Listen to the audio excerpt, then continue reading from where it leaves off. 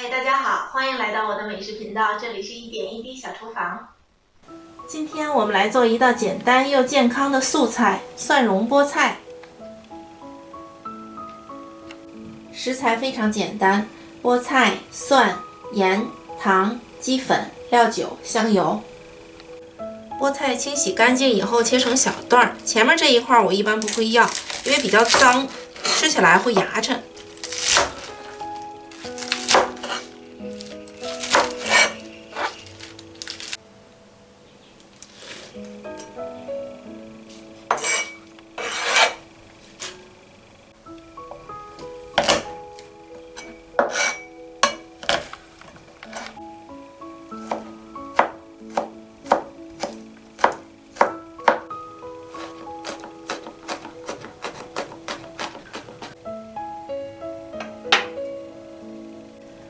现在咱们需要再次清洗菠菜，大家一定奇怪，你之前不是洗过了吗？这一步其实最关键。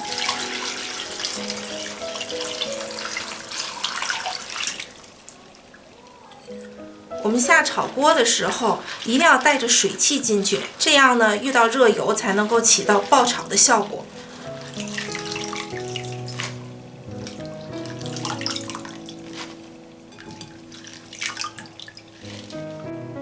蒜要加在菜里，一会儿我们同时下锅。为什么不是先炒蒜蓉呢？第一，油温太高，蒜容易糊；第二，先下蒜，油温一下子就降下来了，同样达不到爆炒的效果。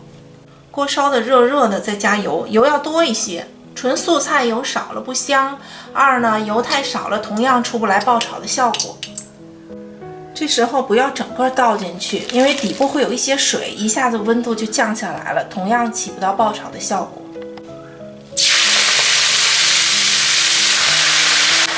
料酒、盐、糖捏一点点，鸡粉。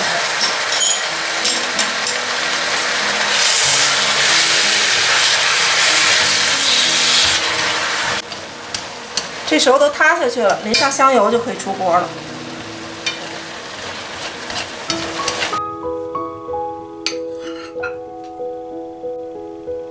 色泽翠绿，口味清香。如果你喜欢我的视频，别忘了订阅、加点赞、分享。感谢大家收看，我们下期再见。